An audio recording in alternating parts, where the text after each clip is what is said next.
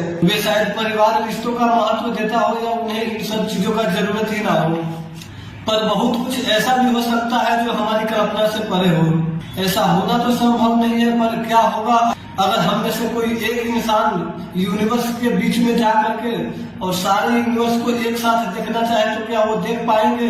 तो बिल्कुल नहीं, क्योंकि यूनिवर्स बहुत बड़ा है, इतना विशाल कि इसका एक छोटा सा हिस्सा भी देख पाना मुश्किल है। यूनिवर्स में अरबों आकाश गंगाएं हैं और एक आकाश गंगाएं में अरबों तारे हैं। हमारे प्रकाश की गति लगभग 3 लाख किलोमीटर प्रति सेकंड से तेज कोई यात्रा नहीं कर सकता, इसलिए पूरे यूनिवर्स को एक साथ देखना संभव है।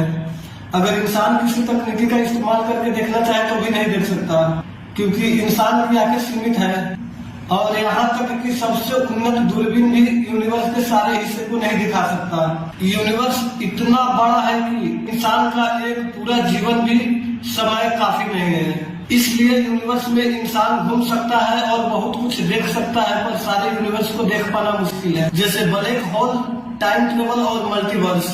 ब्लैक होल यूनिवर्स के सबसे रहस्यमय और शक्तिशाली चीजों में से एक है। यह एक ऐसा स्थान होता है जहाँ गुरुत्वाकर्षण यानी ग्रेविटी इतना तेज होता है कि कोई जीव यहाँ तक कि प्रकाश भी बाहर नहीं निकल सकती।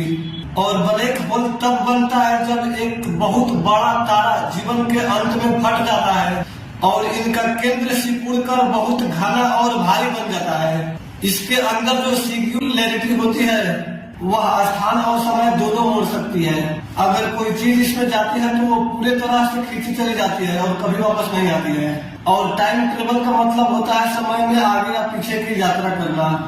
विज्ञानों के अनुसार थ्योरी ऑफ रिलेटिविटी आइंस्टाइन की थ्योरी बताती है अगर कोई वस्तु प्रकाश के गति के करीब चले तो उसके लिए समय धीमा पड़ जाता है, इसे टाइम डिलेशन कहते हैं। इसका मतलब कोई व्यक्ति बहुत तेजी से चले तो वो भविष्य में पहुंच सकता है, लेकिन यह अभी तक केवल सैद्धांतिक थ्योरेटिकल रूप से ही संभव है, क्योंकि भूतकाल में जाना बहुत ही जटिल और असंभव माना जाता है, क्योंकि इससे समय की रेखा टूट सकती है। और तीसरा मल्टीवर्स का मतलब होता है एक से ज्यादा यूनिवर्स का अस्तित्व होना। यह विचार करता है कि हमारा यूनिवर्स अकेला नहीं है, बल्कि ऐसे असंख्य यूनिवर्स हो सकते हैं जो अपने अपने नियम और समय में मौजूद हो सकता है कि किसी दूसरे यूनिवर्स में एक ऐसा भी इंसान होगा जो बिल्कुल हम जैसे दिखते हो, लेकिन उनकी जिंदगी बिल्कुल अलग हो। यह अभी तक सिद्ध नहीं हुआ है, लेकिन कई वैज्ञानिक और थ्योरी जैसे स्ट्रिंग थ्योरी इस विचार को समर्थन देते हैं।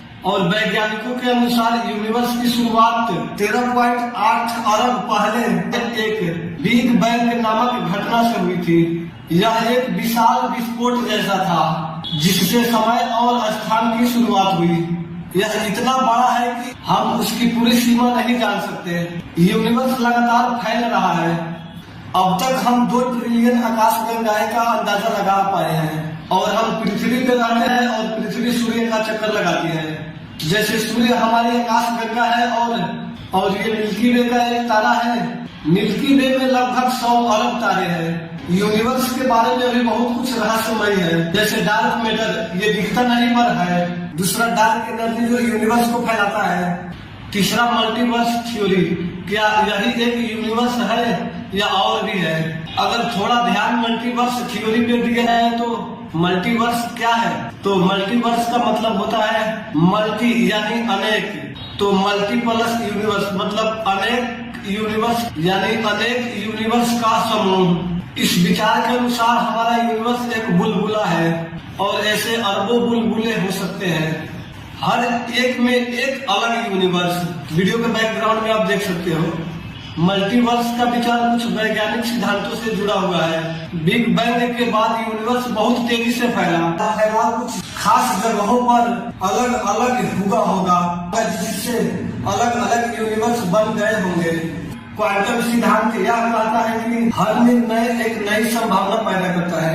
एक स्ट्रिंग थ्योरी यह बताती है कि और भी आयाम हो सकते हैं हमारे 3D दुनिया के बाहर, इसमें अलग अलग भौतिक वाले यूनिवर्स हो सकते हैं। मल्टीवर्स थ्योरी के कुछ संस्करण कहते हैं कि हो सकता है कि कहीं एक और आप हो सकता है जो डॉक्टर बने या अंतरिक्ष यात्री या कभी जन्म ही ना लिया हो। हर अलग विकल्प एक नई दुनिया बन जाती है। मल्टीवर्स एक सैद्धांतिक विचार है। हमारे पास कोई सीधा सबूत नहीं है कि मल्टीवर्स सच में है, लेकिन यह विचार भौतिक यूनिवर्स, विज्ञान और दर्शन में बहुत चर्चा का विषय है। अगर आइडिया लगाया जाए हमारे यूनिवर्स का, तो हमारा यूनिवर्स एक बुलबुला है। जब बिग बैंग हुआ तो खाली जगह बहुत तेजी से फैल रहा था। इसे इन्फ्लेशन कहते हैं। यह फैलाव हर जगह एक समान नहीं था। कुछ हिस्सों में यह जल्दी रुक गया और वहाँ नए यूनिवर्स बन गए। जैसे साबुन के झाग में बहुत सारे बुलबुले होते हैं, वैसे ही हर बुलबुला एक यूनिवर्स है जिसमें अलग अलग समय, स्थान और भौतिक नियम हो सकते हैं। इन यूनिवर्स में हमसे बिल्कुल अलग फिजिक्स हो सकते हैं। हो सकता है वहाँ गुरुत्वाकर्षण यानी ग्रेविटी ही ना हो, या समय उल्टा चल रहा हो। ये यूनिवर्स आपके जैसे रंगों से हरे भरे हो सकते हैं, जो थोड़ी अलग हो सकता है कि आपकी एक कॉपी सुपरस्टार या वैज्ञानिक हो। हम एक ऐसे भी आइडिया लगा सकते हैं जैसे हमारा यूनिवर्स एक झिल्ली है जो किसी उच्च आयाम में तैर रहा है। ऐसी और भी झिल्लियां यानी यूनिवर्स हो सकते हैं जो हमारे पास होते हुए भी हमें दिखाई नहीं देती है। लेकिन यह एक विषय हमेशा चर्चा में ही रहते हैं। क्या यूनिवर्स अनंत है? तो कुछ सिद्धांत कहते हैं कि हाँ यह अनंत है, और कुछ कहते हैं फाइनाइट लिमिट पर बिना किनारे के है। इसमें कुछ रोमांचक तथ्य ये है कि एक गैलेक्सी में अरबों तारे होते हैं। सिर्फ मिल्की वे में 100 से 400 बिलियन स्टार होंगे, और अब तक 2 ट्रिलियन गैलेक्सी का पता चला है। इसी में एक दूर का प्लैनेट न्यूट्रॉन स्टार के ऑर्बिट में, जहाँ का आकाश हमेशा वायलेट ब्लू ग्लो से चमकता है। टेम्परेचर थोड़ी ठंडा है, लेकिन एटमॉस्फेयर ब्रीथेबल है। यह बिल्कुल स्पेसिस बिल्कुल हम जैसे दिखते हैं। उनका रंग बिल्कुल सिल्वर ब्लू चमक के साथ है, और आंखों में एक प्रकाश है जो अंधेरों में भी दिखने देता है। उनका शरीर स्लाइटली फ्लेक्सिबल है, फिर भी स्ट्रॉन्ग है। इनके घर गोल गुफाओं जैसे हैं, जिसमें एक ही स्पेस होती है जो डॉट कमांड से बदल जाता है। बेडरूम, किचन या मेडिटेशन जोन बन जाता है। मानवता ने अंतरतर्कीय यात्रा का रहस्य सुलझा लिया था। पहली बार इंसानों ने पृथ्वी से 400 प्रकाश वर्ष दूर एक रहस्यमय ग्रह पर कदम रखा। नूरिया 6 अंतरिक्ष यात्री कैप्टन आरव मेहता इस मिशन का नेतृत्व करने भेजा गया था। जैसे ही उनका जहाज ग्रह के सतह पर उतरा तो उनके सामने एक ऐसा दृश्य खुला जिसे देखकर उनकी आंखें विस्मय से भर गए। पूरा आकाश नीले और बैगनी प्रकाश में डूबा हुआ था। धरती नरम और चांदी जैसी चमकती हुई थी, और दूर आसमान में हवा में तैरती हुई ऊंची ऊंची इमारतें जैसी कोई सपना हो। तभी एक धीमा प्रकाश आया, एक गोला, चमकता हुआ गोला। उसके भीतर से एक आकृति निकली, नुराई। कल्पना कीजिए एक दूसरी आकाश गंगा में एक ऐसा भी ग्रह है जो पृथ्वी जैसा ही है। उसका नाम है एल्थोरा। यहाँ भी जीवन में जन्म लिया जाता है, लेकिन एक अलग दिशा में विकसित हुआ।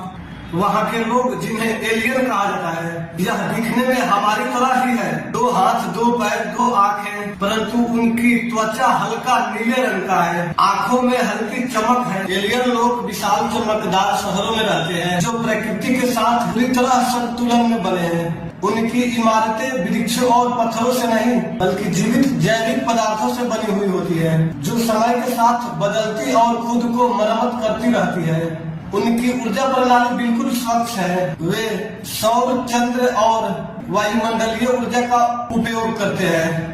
उनकी भाषा केवल बोलचाल नहीं, बल्कि विचारों के आदान प्रदान पर आधारित है। उनकी यातायात हवा में तैरने वाले हल्के यानों से होता है, जो बिना शोर के चलते हैं। एलियन लोग तकनीक में आगे हैं, लेकिन उन्होंने इसे पृथ्वी की तरह हथियारों और लालच में नहीं बदला। उनका समाज सहयोग, शांति और ज्ञान पर आधारित है। हर बच्चा कला, ध्यान, विज्ञान और प्रकृति पर अध्ययन करता है। उनकी सबसे बड़ी उपलब्धि एक साझा चेतना है। शेयर कॉन्फिडेंस, जिससे उनका समाज एक दूसरे की भावनाओं को समझ पाता है और लड़ाई की जरूरत नहीं होती। और किसी दिन वहाँ पृथ्वी से मानव यान पहुँचा तो पहली बार दोनों सभ्यताएं आमने सामने खड़ा होते हैं और कोई युद्ध नहीं, कोई डर नहीं, बस एक शांत मुस्कान। और इतिहास में पहली बार इंसान समझता है कि उन्नति का मतलब सिर्फ मशीनें नहीं, बल्कि मन और प्रकृति के बीच के संतुलन है। थोड़ा कल्पना कीजिए कि एक किताब में बहुत सारे पन्ने होते हैं, लेकिन सब एक किताब में ही मल्टीवर्स का हिस्सा होता है। मल्टीवर्स थ्योरी सच है और अभी तक इसकी कोई ठोस सबूत नहीं है। यह ज्यादा सैद्धांतिक थ्योरेटिकल है, लेकिन यह हमें विचार करने पर मजबूर करता है कि क्या हम सच में अकेले हैं? क्या हर विकल्प कहीं न कहीं सच होते हैं?